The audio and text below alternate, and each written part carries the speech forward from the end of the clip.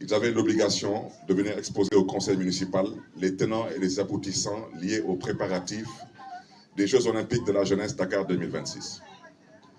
Grande fut ma surprise et notre surprise de voir des gens invités par le maire de Dakar que je suis décider de ne pas rentrer dans la salle au prétexte qu'il y a une situation politique qui ne les regarde pas.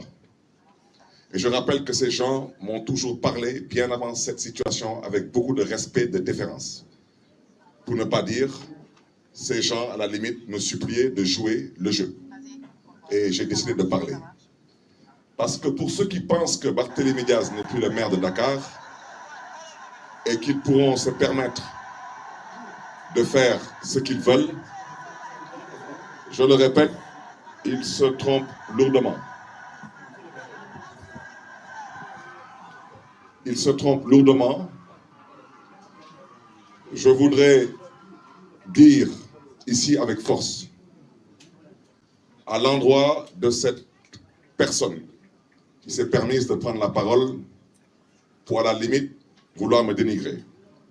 Cette personne, je voudrais lui dire, à lui et à sa brochette de copains et de coquins, que je serai l'absent le plus présent dans vos rêves et je serai l'absent le plus présent dans vos cauchemars. Ce que j'ai dit, je ne reviendrai pas dessus.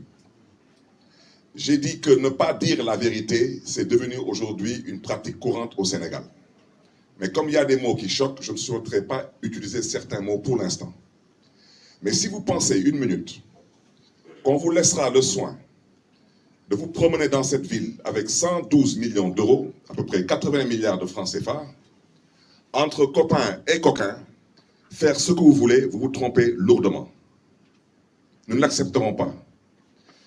Je rappelle que le Comité national olympique sportif sénégalais, le CNOS, n'est pas signataire du contrat d'hôte de l'organisation des Jeux olympiques de la jeunesse Dakar 2026. Je souhaiterais dire que dans ce contrat d'hôte, il n'y a que 3 signataires. Il y a la mairie de Dakar, il y a l'État du Sénégal et il y a le Comité international olympique qui se trouve en Suisse. Et si quelqu'un veut apporter un démenti, comme on n'est pas en mesure de dire la vérité aux Sénégalais, qu'il apporte un démenti avec des preuves. Et arrêtez de prendre le peuple sénégalais, particulièrement le peuple de Dakar, pour une bande de canards sauvages que nous ne sommes pas. Parce que trop, c'est trop. Voici des gens qui ont 80 milliards, ils vous diront seulement que pour les billets d'avion et pour la nourriture liée à ces jeux, ils comptent dépenser une vingtaine de milliards. Je vous commencerai à parler, parce qu'il faut que les Sénégalais ouvrent leurs yeux, ouvrent leurs oreilles et commencent à écouter. Parce que du moment où je suis interpellé, j'aurais bien aimé avoir une conversation avec cette personne qui m'a interpellé.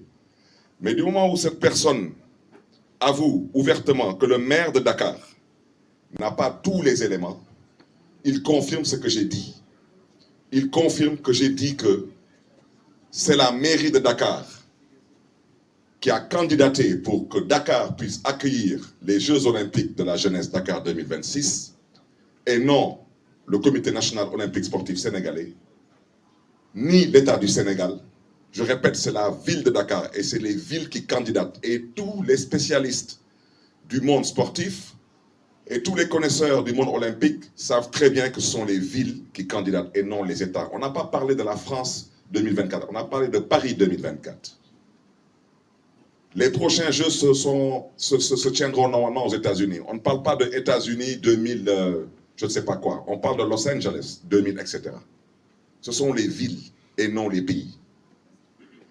J'ai déjà dit, et pour ceux qui veulent apporter un démenti, qu'en tant que maire de Dakar, je suis le président du comité d'organisation des Jeux olympiques de la jeunesse Dakar 2026. Et vous pouvez aller visiter les archives. La dernière fois qu'on a célébré ici Dakar en jeu, j'ai été, pour ne pas dire supplié, par certains membres du CNOS pour venir rehausser de ma présence cette manifestation. Ça se tenait au monument de la Renaissance. Alors, voici des gens qui aujourd'hui, parce qu'il y a une situation politique qui est ce qu'elle est, ont décidé aujourd'hui d'outrepasser leurs prérogatives et de vouloir quelque part légaliser leur forfaiture, et nous ne l'accepterons pas. La seule chose que j'ai eu à dire, et je réitère mes propos, Dakar accueille des Jeux Olympiques après avoir candidaté pour ces Jeux Olympiques. Dakar a le droit de demander où se trouve l'héritage de Dakar. Je vous invite à aller regarder l'héritage de Paris 2024. Et Dieu seul sait que je ne pense pas que la France ait besoin aujourd'hui de pleurnicher pour obtenir un héritage lié à des Jeux Olympiques. Quant à nous, et c'est là où je vais interpeller la personne qui a eu à m'interpeller, ainsi que sa brochette de copains et de coquins, je vous demande si oui ou non, vous avez 80 milliards pour organiser ces Jeux. Je rappelle que dans l'organisation de ces Jeux, l'État du Sénégal mettra de l'argent sur la table. Je rappelle aussi que la ville de Dakar mettra de l'argent sur la table. Et ils le savent très bien. Combien d'argent ont-ils obtenu? Parce qu'eux ne mettent pas d'argent sur la table. C'est l'argent du CEO. Je leur demande seulement de dire aux Sénégalais, est-ce qu'ils confirment que sur 80 milliards de budget, est-ce qu'ils confirment qu'ils ont à peu près 20 milliards de restauration et de billets d'avion? C'est oui ou non? Mais franchement, j'ai le droit de vous demander tout de même où se trouve l'héritage de Dakar. À Paris, ils ont obtenu une nouvelle piscine olympique en face du Stade de France.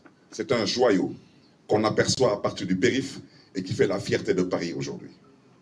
Je l'ai déjà dit, le village olympique à Paris a été transformé en logements sociaux. Il y a eu des lignes de transport public supplémentaires qui ont vu le jour, que ce soit en termes de métro ou en termes de tramway. Et je peux continuer à en parler. Donc une ville a le droit de vous demander, sur 80 milliards, si vous avez le temps de mettre 20 milliards dans les billets d'avion et dans la restauration. Au passage, j'aimerais bien savoir quelles sont les sociétés qui seront impliquées dans tout cela, même si ce n'est pas à la ville de Dakar d'organiser le transport et la restauration. Je pense tout de même que le maire de Dakar que je suis, j'ai tout de même le droit de demander à ce qu'on prenne en compte les entreprises dakaroises et les entreprises sénégalaises. C'est 80 milliards. Mais sur 80 milliards, est-ce que quelqu'un dans ce pays pense que c'est trop demandé à ce qu'on aménage la corniche des HLM? On leur a remis un dossier déjà étudié, chiffré et ficelé pour à peu près 4 milliards et demi. Est-ce qu'ils pensent que c'est trop demandé d'aménager le parcours sportif sur ce que j'appelle le boulevard de la Gueule-Tapée? Et je rappelle que le boulevard de la Gueule-Tapée traverse aussi bien la commune de la Médina que la commune de Fass-Colobane-Gueule-Tapée. Pour la corniche des HLM, ce serait aujourd'hui une corniche qui serait aménagée pour pouvoir polariser toute la population de Grand Dakar, de Biscuiterie et des HLM. Et bien sûr de Anne Belair pour qu'ils puissent venir faire du sport. Et le troisième projet qu'on avait proposé, c'était un projet qui devait consister à aménager une corniche, pour ne pas dire un parcours sportif, sur l'extension de la VDN 3.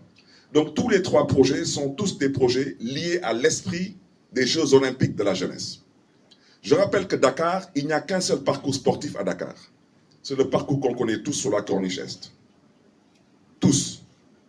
Vous voyez aujourd'hui les gens qui viennent des HLM, qui viennent de Grand Yoff, qui viennent des SICAP, qui viennent d'autres communes, qui traversent quasiment une bonne partie de Dakar seulement pour aller se retrouver sur le seul parcours que dispose Dakar.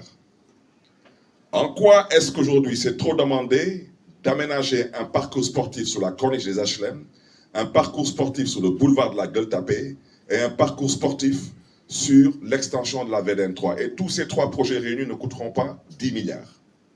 Je rappelle que la ville de Dakar n'attend rien de personne. À l'heure où je parle, nous avons déjà commencé à aménager des jardins, mais surtout des aires de jeu, en l'occurrence des terrains de football synthétique. Le dernier en date, vous pouvez aller le vérifier, c'est à Cambérène. Nous sommes déjà actuellement en train de finaliser la tribune avant de mettre le terrain synthétique. Allez aujourd'hui dans la commune de Dieuppeul-Derklé-Castor, vous verrez ce que la mairie de Dakar a eu à faire. Allez dans d'autres communes, vous verrez les efforts que la mairie de Dakar a eu à faire. Nous ne sommes pas des mendiants. Nous exigeons le respect, et particulièrement du CONOS. Parce que ce cirque va arrêter. Je ne fais pas partie des gens qu'on intimide, et je ne fais pas partie des gens qu'on impressionne. Surtout quand ce sont des gens qui ne méritent pas ma considération. je dis, je répète, pour le compte et le nom de la ville de Dakar, nous allons parler d'héritage. Et si nous n'arrivons pas à parler d'héritage ici, nous allons nous organiser pour nous faire entendre à l'étranger. Parce que nous savons c'est quoi le monde olympique. Et nous savons